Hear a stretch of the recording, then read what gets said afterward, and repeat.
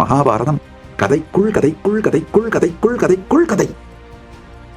இன்னைக்கு வரைக்கும் எவனாலையும் கம்ப்ளீட் பண்ண முடியாத, பிரேக் பண்ணாத ரெக்கார்டுங்கயா கிருஷ்ணனுடைய கதை. உயிர்மை, கான்சியஸ்னஸ் வெளிப்பட்டு வெடித்து பொங்கி உயிர்மின் சக்தியை உயர் உச்சத்திற்கு கொண்டு செல்லும் பொழுது என்னவெல்லாம் சாத்தியம் அப்படிங்கிறத நச்சிகேதனுடைய கதை ஒரு லெவல்ல சொல்லுது, பீஷ்மருடைய கதை இன்னொரு லெவல்ல சொல்லுது, சாவித்திரியினுடைய வரலாறு இன்னொரு லெவல்ல சொல்லுது. இதுக்கெல்லாம் உச்சம் கிருஷ்ணனுடைய வரலாறு. மகாபாரதம் படிச்சிருந்தீங்கன்னா உங்களுக்கு புரியும். அப்படி படிக்காம இருந்தீங்கன்னா இன்னைக்கு ஏஐல கொஞ்சம் தட்டி பார்த்து இப்ப நான் சொல்ற கதையாவது படிச்சிருங்க. மகாபாரதத்துல போர் ஆரம்பிக்கிறதுக்கு முன்னாடி கிருஷ்ணர் ஒரு லீலை பண்றார். நீங்க எல்லாம் மகாபாரதம் படிச்சவங்களுக்கு தெரியும். சகாதேவன்கிட்ட போய் துரியோதனன் போர் ஆரம்பிக்கிறதுக்கு நல்ல நாள் இது, எந்த நாள் ஆரம்பிச்சா நான் வெற்றி அடைவன் கேட்கலாம். சகாதேவனும் ஜோதிட சாஸ்திரத்துக்கு நேர்மையா இருக்கணுன்றதுக்காக எதிரியாகவே இருந்தாலும் சரியான நாளை குறிச்சு கொடுத்துறா. இந்த அமாவாசையிலே போரைத்து வந்து நீ வெற்றி அடைவாயின்னு துரியோதனனும் தயாராயிருக்கான். கிருஷ்ணன் என்னடா இந்த சகாதேவன் இப்படி பண்ணி வச்சுட்டானே, என்ன பண்றது? பக்தர்கள் ஏதாவது அவர்களையே அழித்துக் கொள்ளுகிற மாதிரி மெஸ்அப் பண்ணி வச்சாலும் அதிலிருந்தும் பக்தர்களை காப்பாற்றுகின்ற வேலை பகவானுக்குடையது. இந்த கிருஷ்ணரா ஏகப்பட்ட பிளான் பண்ணி is burning the oil over night. இரவு பகல் பாராமல் உழைத்து பாண்டவர்களை வெற்றி பெற வைக்கிறதுக்கு எல்லாத்தையும் பண்ணிட்டு இருந்தா அங்க கவலையே படாம அவருடைய ஜோதிட சாஸ்திரத்துக்கு தான் ஒரு மிகப்பெரிய ஜோதிடன் என்கின்ற அந்த ஐடென்டிட்டிக்கு நேர்மையா இருக்கணும், பங்கம் வரக்கூடாதுன்னு துரியோதனன்ட்ட அப்படியே சொல்லி வச்சிடுறார். சகாதேவன் துரியோதனன் கூட சொல்ற அந்த நிகழ்வு வந்து உத்தியோக பருவம், மகாபாரதத்துல உத்தியோக பருவத்துல இருக்கு, கொஞ்சம் படிச்சு பாருங்க. சொல்லி மொத்தத்தையும் சொதப்பி வச்சிடுறார் சகாதேவன். என்ன பண்றது? அதுக்கப்புறம் நேரம் இருந்தா மகாபாரதத்தை விளக்குற இந்த பஞ்ச பாண்டவர்களுக்கும் ஒரு நேர்மையால் வருகின்ற வீக்னஸ் 5 பேருக்கு இருக்கு. ஒன்னொன்னு அந்த 5ஐயும் அந்த 5 நாளும் அவங்க ஏற்படுத்துற சொதப்பல்களை வளர்ச்சி நெளிச்சி இந்த பாரதத்துல வெற்றி அடைய வச்சிருக்காரு பாரு கிருஷ்ணர். ஆக்சுவலா கௌரவர்களையும் பாண்டவர்களின் எதிரிகளையும் அழிப்பதற்கு கிருஷ்ணர் எந்த அளவுக்கு பாடுபட்டாரோ அதை விட அதிகமா இந்த 5 பேருடைய நேர்மை, தர்மம், இது எல்லாத்தையும், அதாவது இந்த ஐடென்டிட்டி சார்ந்த தர்மம், கிருஷ்ணரோடது மோட்சம் சார்ந்த தர்மம், மோட்சத்திலே ஸ்தாபிக்கப்பட்ட தர்மம். ஆனா இந்த பஞ்சபாண்டவர்களுக்கு தர்மத்திலே ஸ்தாபிக்கப்பட்ட தர்மம். இந்த தர்மத்திலே ஸ்தாபிக்கப்பட்ட தர்மம் கிரியேட் பண்ற கன்ஃபியூஷன்ஸ், கான்ஃபிளிக்ட்ஸ பொறுத்துக்கிட்டு இந்த 5 பேரையும் ஹேண்டில் பண்ணி இந்த 5 பேரையும் பாதுகாத்து ஜெயிக்க வச்சதுதான் கிருஷ்ணனுடைய மிகப்பெரிய சாதனை. அர்ஜுனனுக்கு தான் வீரன் அப்படிங்கறது அந்த ஐடென்டிட்டி மேல மிகப்பெரிய தைரியம். நாளை சூரியன் சாய்வதற்குள் யார் அபிமன்யுவை கொன்றார்களோ அவன் தலையை தரையில் உருட்டுவேன், இல்லை என்றால் தீக்குளிப்பேன் கத்திறது. அதுக்கப்புறம் அந்த ஜெயத்ரதன் தலைய அவனை கொல்லணும், ஆனா அவன் தலை தரையில உருளக்கூடாது. இது எல்லாத்தையும் ஹேண்டில் பண்ணி அர்ஜுனன் தீயில போய் விழுந்து சாகாம காப்பாற்ற வேண்டியது கிருஷ்ணனோட வேலை. ரொம்ப பெரிய வேலைப்பா. இதுல இந்த அர்ஜுனனுக்கு போரெல்லாம் முடிஞ்ச பிறகு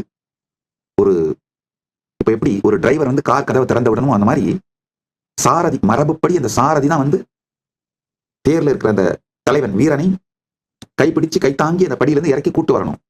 அந்த புரோட்டோகால கிருஷ்ணர் பண்ணலன்னு வேற இன்கம்ப்ளீஷன்.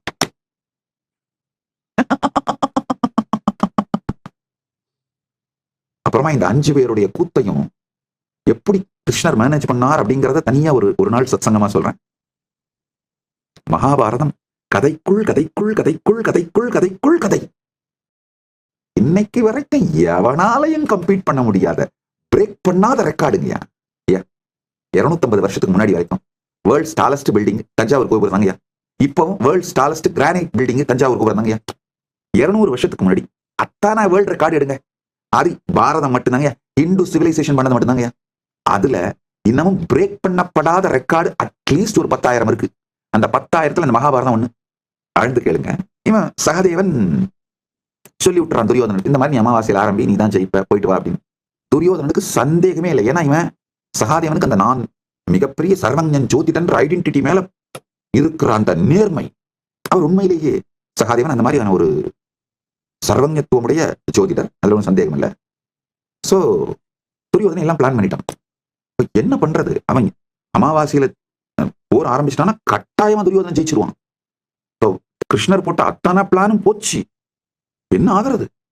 உடனே கிருஷ்ணர் என்ன பண்றாரு, ஒரு நாள் முன்னாடியே அந்த அமாவாஸ்யா திதி என்னைக்கு வரணுமோ அன்னைக்கு ஒரு நாள் முன்னாடியே காலையில வந்து உட்கார்ந்து ஆற்றங்கரையிலே ஸ்ராத்தம் கொடுக்க ஆரம்பிச்சிடுறார்.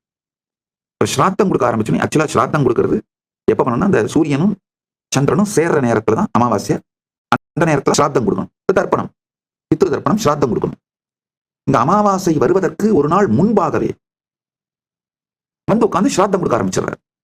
இப்போ சாதாரணமா மகாபாரதத்துக்கு இந்த வெளி உலகம் சார்ந்து மட்டும், இகம் சார்ந்து மட்டும் உரை எழுதுறவங்க, உபன்யாசம் பண்றவங்க என்ன மாதிரி இந்த கதையை சொல்லுவாங்கன்னா, கிருஷ்ணன் ஸ்ராத்தம் பண்ண ஆரம்பிச்ச உடனேயே சூரியன் சந்திரன் அலண்டடிச்சுட்டு ஓடி வந்து, என்னையா என்னப்பா அமாவாசைன்னு வரலையே, நீங்க ஏன் ஸ்ராத்தம் பண்ண ஆரம்பிக்கிறீங்க அப்படின்னு கேட்டாங்கன்னு உடனே கிருஷ்ணர், வரப்பா சூரியனும் சந்திரனும் சந்திக்கிற நாள் தான் அமாவாசைய, இப்ப நீங்க 2 பேரும் இங்க வந்துட்டீங்க, அதனால சந்திச்சதுனால இப்பதான் அமாவாசைய அப்படின்னு சொன்னதா நம்ம டிவி சீரியல்ல, சினிமா மகாபாரத சினிமாலையும் மகாபாரத டிவி சீரியல்லையும் பொதுவா மகாபாரதத்துக்கு இகம் சார்ந்து உரைநடை எழுதுகின்ற, இகம் சார்ந்து இகம் மாத்திரம் தெரிந்த உரைநடையாளர்கள், உபன்யாசகர்கள் சொல்லி நாம கேள்விப்பட்டிருக்கோம். அது அப்படி இல்ல, ஆழ்ந்து கேளுங்க.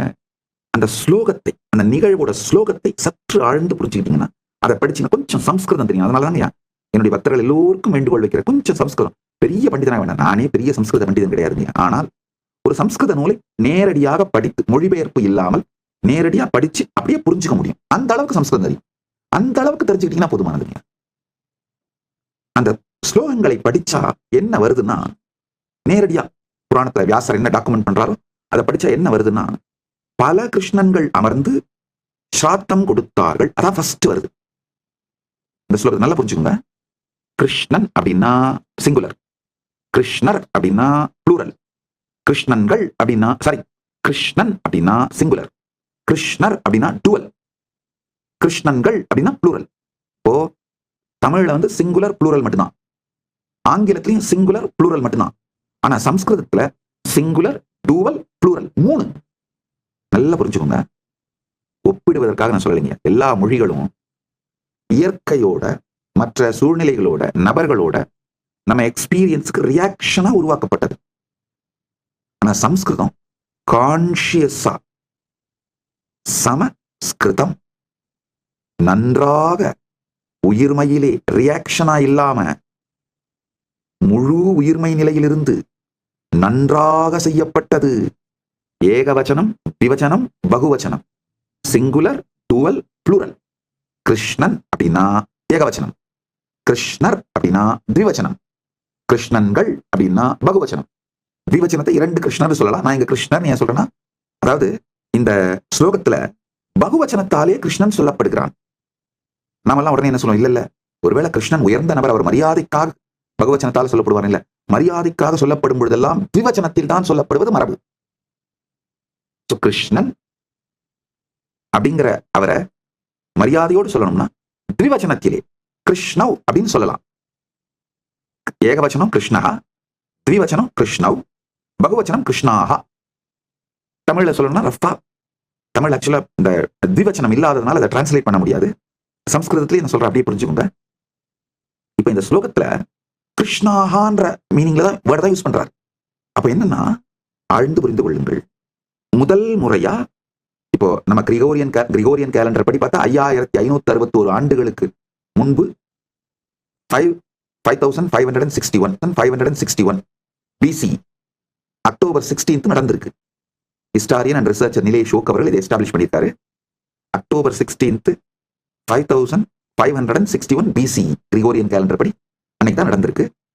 முதல் முறை அன்னைக்கு தான் அந்த போதாயன அமாவாசை ஆரம்பிக்குது. அதாவது சூரியனும் சந்திரனும் சேர்ந்து அமாவாசை வரவேண்டிய அந்த சதுர்த்தசி திதியோட எண்டுக்கு பிறகு வரவேண்டியது இங்க 13th திரையோதசியிலேயே இந்த அமாவாசை வருகின்ற இந்த போதாயன அமாவாசை கிருஷ்ணர் அன்னைக்கு தான் ஸ்டார்ட் பண்றாரு. ஆனால் இதை நல்லா புரிஞ்சுக்கோங்க. காலம் சக்கரம், காலம் லீனியர் கிடையாது. வெஸ்டர்ன் அண்டர்ஸ்டாண்டிங் படி இருக்கிற லீனியர் கிடையாது, சக்கரம். வெறும் இந்த 28 நாள் மட்டும் எனக்கு கொடுங்க. எனக்கு கொடுங்கன்னா நான் உடனே உங்களை ஆசிரமத்துக்கு வந்துருங்கலாம் கூட கூப்பிடல. அப்படி வந்திருக்க முடிஞ்சா வாங்க. கைலாசா திருவண்ணாமலையோட கதவுகள் திறந்தே இருக்கின்றன. இலவசமாக பரமசிவ சேனை நிகழ்ச்சி நடக்குது. உணவு, தங்குமிடம், வகுப்புகள் அனைத்தும் இலவசமாக கொடுத்து வகுப்பு கொடுக்குறேன். அது 5 லட்சம் ரூபாய் பெருமானுடைய ப்ரோக்ராம் இலவசமா கொடுக்குறேன். அது ஒரு பக்கம்.